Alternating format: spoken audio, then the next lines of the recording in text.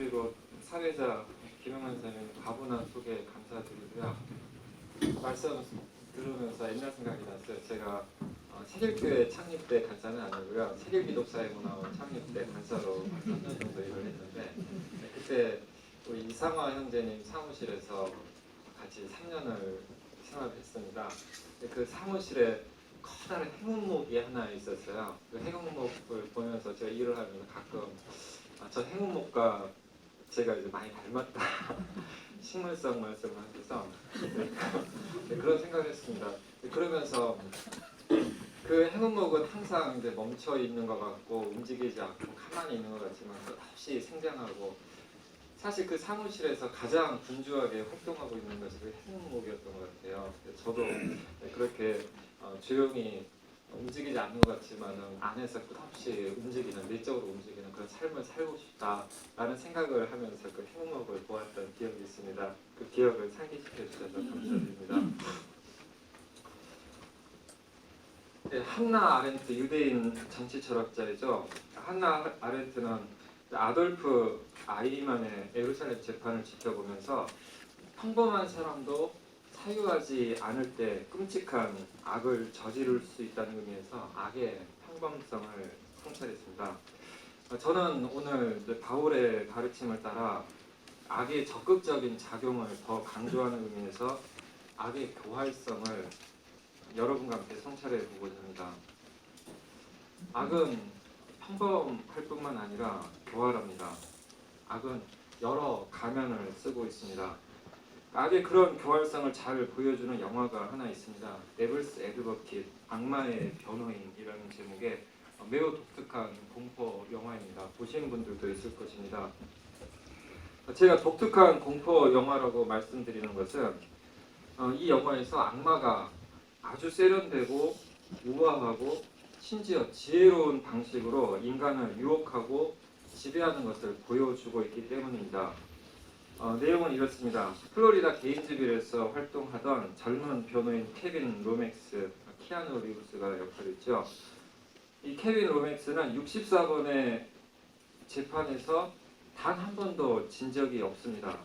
심지어 자기가 변호하는 피고가 유죄라는 사실을 알면서도 무죄 판결을 이끌어낼 정도로 매우 유능한 변호인입니다. 그럼 그의 능력을 높이 산 존 밀턴, 알파치노가 역할을 했죠. 신라군의 저자인 존 밀턴과 이름이 같습니다. 이 존 밀턴은 케빈에게 자신의 로펌으로 와달라며 파격적 스카우트 제의를 합니다. 이를 받아들인 케빈은 아름다운 아내 메리앤, 샤를리즈 테런, 요즘 이제 더 화려한 활동을 하고 있죠.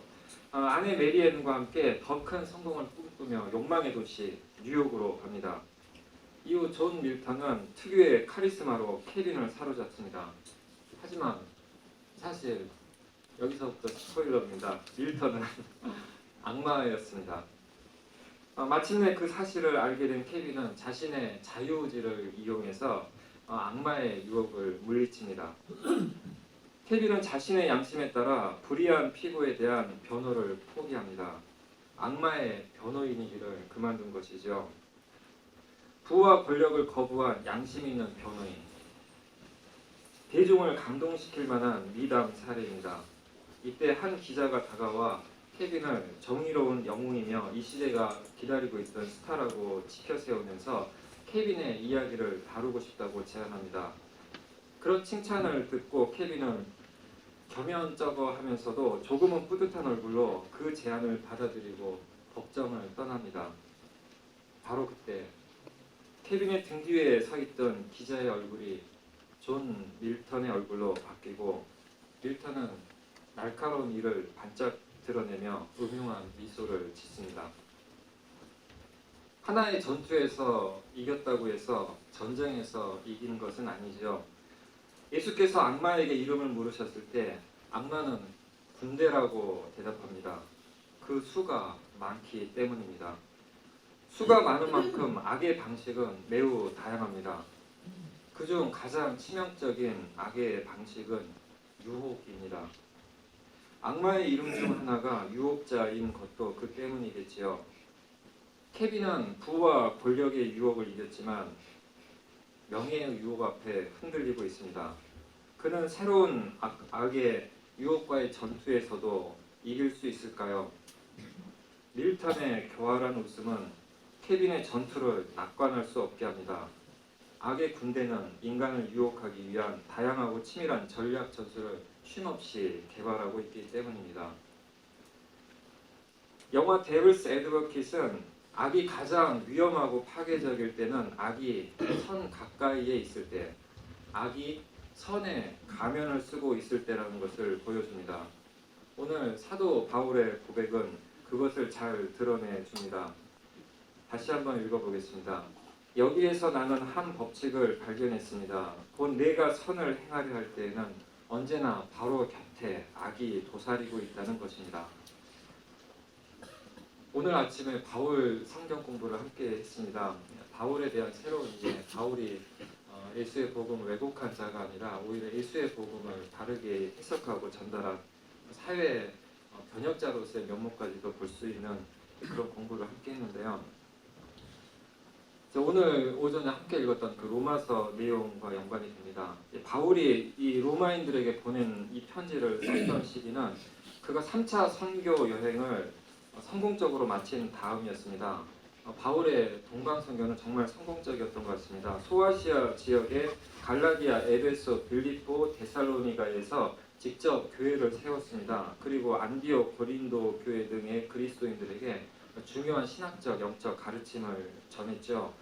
그리고 사도적 정통성을 갖고 있던 에루살렘 교회와 극적으로 화해하면서 자신의 사도권도 인정받았습니다.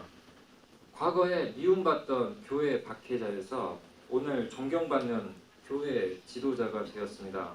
그런 바울이 오랫동안 꿈꿔왔던 서방 선교를 앞둔 중요한 때에 자기의 선함을 자랑하지 않고 오히려 자신의 악함을 겸손히 고백하고 있습니다. 과연 바울이 경험한 그의 선 곁의 악은 무엇이었을까요? 바울은 어거스틴의 고백록 같은 자서전을 남기지 않았으니 그의 악이 무엇인지 우리는 정확히 알 수 없습니다. 하지만 한 가지 분명한 것은 바울이 자기 마음 안에 악이 도사리고 있음을 늘 깨어서 알아차리고 있었다는 사실입니다. 예수께서도 악은 마음 안에서 나온다고 가르치셨습니다. 우리가 여기에서 주목해야 할 것은 스스로 죄인들 중에서 가장 큰 죄인이라고 고백할 정도로 겸손한 바울도 악으로부터 완전히 자유로울 수 없었다는 사실입니다.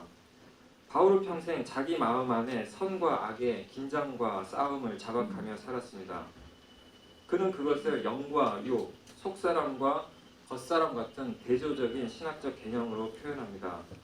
흥미로운 것은 바울이 오늘 본문에서 선을 표현하며 쓴 헬라어는 칼론, 제가 좀 뽑아왔는데 칼론이고, 악을 표현하며 사용한 헬라어는 아래 이제 카코스라는 점입니다. 이 칼론, 선과 카코스, 아니 칼로스, 악과 카코스, 아니 죄송합니다. 예, 이제 선 칼로스와 악 카코스는 둘 다 어떤 실체, 악마라든지 천사라든지 그런 실체가 아니라 성질, 캐릭터를 뜻합니다. 어원학적으로는 사실 중요하지 않을 수도 있지만은 제게는 이 칼론과 이 카콘이 가운데 이제 람다와 카파 이 한 글자 차이뿐이라는 사실이 굉장히 의미심장하게 다가옵니다. 성과 악은 마치 이 칼론과 카파처럼 칼론과 카콘처럼 람다와 카파 알파벳 하나 차이만 있는 것이 아닐까라는 성찰을 바울이 하게 해주기 때문입니다. 선 곁에 악이 있다는 바울의 성찰은 선과 악의 혼동 가능성을 경계하게 해줍니다. 지난주 화요 렉시오 TV나 때 누가복음서의 가르침을 함께 읽었습니다. 제게는 이제 다음의 구절이 마음에 깊이 다가왔습니다. 너의 속에 있는 빛이 어둡지 않은지 살펴보아라. 누가복음서 11장 35절 말씀입니다.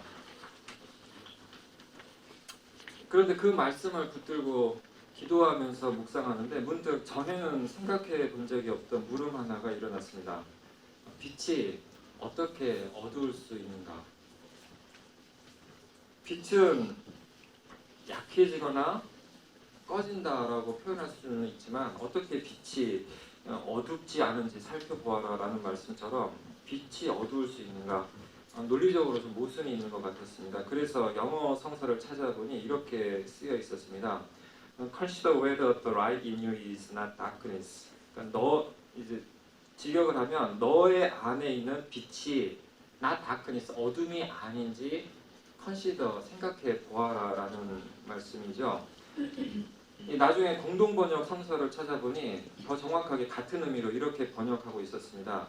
너의 안에 있는 빛이 어둠이 아닌지 잘 살펴보아라. 우리 안에 빛이 사실은 어둠일 수도 있다는 충격적인 성찰이었습니다. 그렇게 말씀을 묵상하고 나누면서 악마의 한 이름인 루시퍼의 뜻이 빛을 가진 자, 빛을 전하는 자라는 사실이 새로운 의미로 다가왔습니다. 바울은 우리의 선 곁에 악이 있을 수 있음을 상기시켜주고, 예수께서는 우리의 선이 우리의 빛이 어둠일 수 있는 것처럼 우리의 선이 악일 수도 있음을 깨우쳐 주셨습니다. 그러니 우리는 우리의 선이 악에 물들지 않도록 늘 깨어 있어야 하겠죠.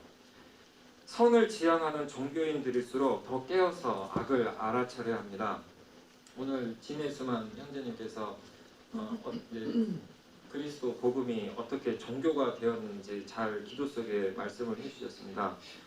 이런 종교화된 종교도 악으로부터 자유로울 수 없다는 것을 우리는 생각하게 됩니다. 이런 악과 종교의 의미를 생각하게 해주는 앤소니 드멜로의 이야기가 하나 있습니다.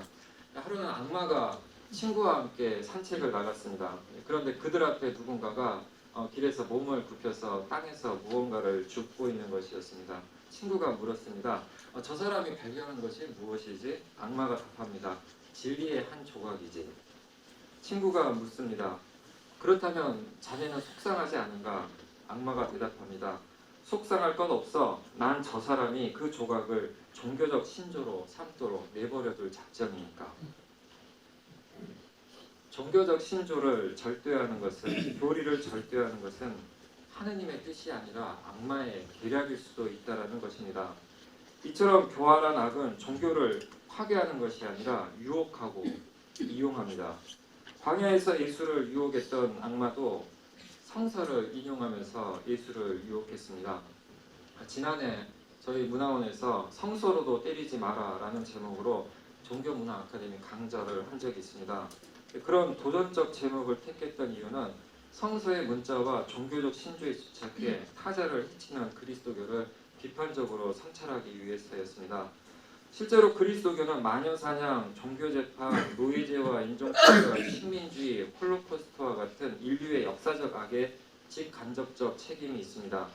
오늘의 한국교회는 어떻습니까? 일부 호전적 근본주의 그리스도인들은 정북머리로 이념적 징후를 부추기고 있고, 세월호 참사 희생자들을 조롱하고 있고, 사회적 소수자와 약자, 동성애자를 혐오하고 이웃 종교를 적대하고 있습니다. 그런 태도로 사회적 무리를 일으키고 있는 그리스도인들은 안타깝게도 대부분 신앙이 뜨거운 사람들입니다. 다른 종교들도 마찬가지입니다. 예를 들면 제가 인쇄를 또 하나 해왔는데 이게 뭔지 아시죠? 이슬라믹 스테이트 IS의 깃발입니다. 이 IS의 검은 깃발에는 위에 써있는 아랍어는 샤하다입니다. 그리고 아래는 무함마드의 인장이죠. 근데 이 샤하다의 뜻은 어떤 것이냐면 이슬람의 최고 종교적 신조라고 할 수가 있겠습니다. 하느님 외에 다른 신은 없다. 무함마드는 하느님의 사도이다. 이슬람의 최고 종교적 신조가 쓰여있는 깃발, 그리고 무함마드의 인장이 새겨져 있는 이 깃발이 지금 수많은 사람을 고통에 빠뜨리고 학살하고 있습니다. 알카에다보다 더 잔인하다는 것을 자랑하며 살인을 유의처럼 즐기는 IS가 그들의 악행을 종교적 신조로 정당화하고 있는 것입니다. 그런 종교의 악을 목격하면서 파스칼이 팡스에서 인간은 종교적 확신을 가질 때 가장 철저하고 즐겁게 악을 행한다, 인간은 종교적 확신을 가질 때 가장 철저하고 즐겁게 악을 행한다 라고 했던 말을 떠올리게 됩니다. 그래서 존 레논은 이매진에서 종교 없는 세계의 꿈을 꾸었던 것이죠. 악의 승리는 선을 파괴하는 것이 아니라 선을 악으로 변질시키는 것입니다. 그러한 악의 승리를 우리는 역사 속에서 수없이 목격해 왔습니다. 유대인 학살에 책임이 있는 히틀러나 아이만 같은 악인들은 죽었지만 그들의 악은 죽지 않고 이스라엘 시오니스트 유대인들에게 스며들어 오늘 팔레스타인 민중을 억압하고 학살하고 있습니다.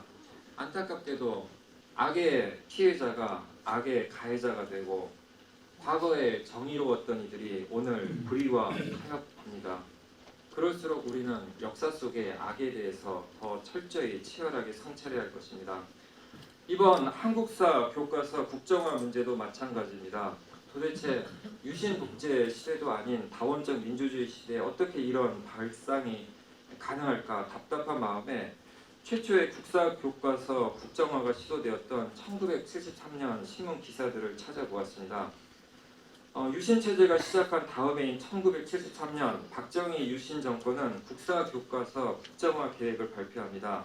그해 6월 25일 동아일보는 이에 대한 각계의 의견을 게재하는데 그중 한 분이었던 역사학자 김정배 교수는 다음과 같이 주장합니다. 나는 국사가 획일적으로 되는 것에 반대한다. 획일적인 역사란 있을 수 없다. 국사 연구의 중요성이 사건의 단순한 기술보다 올바른 이해와 해석에 있다고 보기 때문이다. 역사는 기본적으로 해석일 수밖에 없고 해석은 획일적일 수 없다라는 반대의 이유를 분명히 밝혔습니다. 그 외에도 이기백 역사학자 이기백 교수님을 비롯해서 그 각계 의견에 나왔던 모든 역사학자들은 국정화에 대해서 반대하고 단 한 분 국정화를 찬성했던 분은 교육학자인데 그 이유는 인쇄비가 적게 든다는 것이었습니다.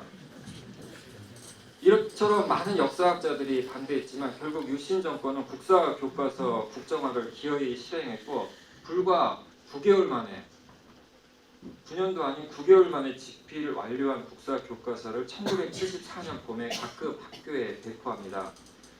유신 정권이 국사 교과서를 만든 표면적 명분은 주체적 민족사관 정립이었습니다. 참 아이러니하죠. 요즘 거민정 교과서가 주체 사상을 가르친다고 그런 유언비어를 많이 퍼뜨리는데 최초 유신 정권이 국정 교과서를 만든 가장 큰 이유가 주체적 민족사관 정립이었습니다. 하지만 실제 의도는 무력으로 강행했던 유신 체제를 정당화하는 것이었죠. 실제로 1974년 2월 27일자 동아일보의 한 기사에서는 당시 새 국정 교과서의 여러 가지 문제 중 하나로 이것을 제기합니다. 최근 10여 년을 지나치게 중시 강조하고 있다. 즉 5.16 군사 쿠데타와 유신 체제를 정당화하고 미화하는 내용이 교과서에 반영되었다는 것입니다. 그것은 시작일 뿐이었습니다. 유신 정권 말기 문교부 보고서에 따르면 초중고교 도덕, 사회, 국사, 국어, 한문, 국민윤리, 심지어 미술 교과서 18개 책, 23개 단원에 유신 이념이 반영되어 있었습니다. 그런데 이 모든 사태는 너무 어이없고 허망하게 끝나버리고 맙니다. 국사 교과서 국정화 후 겨우 5년이 지난 1974년 겨울 12월 12일 전두환 신군부가 쿠데타를 일으킨 바로 그날입니다. 이 12월 12일에 문교부는 초중고교 교과서에서 유신 이념 내용을 삭제하겠다고 발표합니다. 불과 5년 만에 이런 발표가 나왔습니다. 이런 문교부 발표가 있었던 며칠 뒤에 김정배 교수는 동아일보의 기고한 칼럼에서 이렇게 씁니다. 한 사람의 정치인이 역사의 무대에서 사라지자마자 많은 교과서의 내용을 수정해야만 한다는 사실은 그동안 이 나라의 교육에 잘못이 있었다는 명백한 증거이다. 그러면서 다시는 그런 일이 일어나서는 안 된다고 강변합니다. 하지만 우리가 다 알듯이 안타깝게도 36년이 지난 오늘 그런 일이 다시 일어나고 있습니다. 게다가 박정희 정권의 국사 교과서 국정화에 반대했던 바로 그 김정배 교수가 박근혜 정권에서 국사 편찬 위원장을 맡아 한국사 국정 교과서를 추진하고 있는 것입니다. 영화만큼이나 충격적인 반전입니다. 과연 후대의 역사는 오늘의 이 모든 사태를 어떻게 해석하고 기술하게 될까요? 이처럼 역사 속의 악은 점점 더 교묘한 방식으로 더 정교하게 선을 위협하고 있습니다. 그렇다면 악을 어떻게 이길 수 있을까요? 악에게 달려들어 힘으로 제압하면 될까요? 역사는 악과 같은 방식으로 싸워서는 악을 극복할 수 없다는 것을 가르쳐 줍니다. 바울은 악을 이기는 방법을 분명히 이야기합니다. 아무에게도 악을 악으로 갚지 말고 모든 사람이 선하다고 생각하는 일을 하려고 애쓰십시오. 악과 싸우는 가장 좋은 길은 선이 되는 것입니다. 한은상 형제님께서 바락, 악을 일으키는 것을 발선, 선을 일으키는 것으로 극복해야 한다고 하신 것이 바로 그런 의미라고 믿습니다. 여기에서 한 가지 잊지 말아야 할 것은 악을 선으로 갚는 것은 악에 대한 침묵이나 방관이 아니라는 것입니다. 예수께서도 간디도 마틴 루터 킹도 악에 대한 고발과 비폭력 저항을 통해 선을 발했습니다. 바울도 종교와 율법의 이름으로 약자를 차별하고 배제한 이들을 심지어 개들과 악한들이라고 하는 격한 표현까지 사용하면서 비판했습니다. 위대한 영적 스승들이 이처럼 단호히 악에 맞설 수 있었던 것은 역설적으로 자신들의 선 곁에 있는 악을 깨어서 알아차렸기 때문입니다. 바울의 고백처럼 늘 깨어 선한 삶을 산다고 해서 우리 안에 악이 사라지는 것은 아닙니다. 하지만 우리는 그 악을 알아차릴 수 있습니다. 우리의 선 곁에 도사리고 있는 악을 늘 깨어 알아차릴 때 우리의 선은 길을 잃거나 변질되지 않습니다. 시대의 어둠이 참 깊습니다. 너무 어두워서 빛과 어둠을, 선과 악을 분간하기 어렵습니다. 그럴수록 우리는 늘 깨어서 우리의 어둠과 악을 알아차리고 선한 삶을 살기 위해 애써야 합니다. 악의 평범성을 선의 평범성으로, 악의 교활함을 선의 지혜로움으로 전환해야 합니다. 그렇게 늘 깨어있는 삶을 세길의 공동체 자매 형제님들과 함께할 수 있어 마음이 덜 두렵습니다. 고맙습니다. 이렇게 기도하겠습니다. 주님, 우리가 늘 깨어 있어서 우리의 선 곁에 도사리고 있는 악을 알아차리게 하시고 선으로 악을 이기게 하소서. 우리의 지혜와 용기의 원천이신 예수 그리스도의 이름으로 기도드립니다.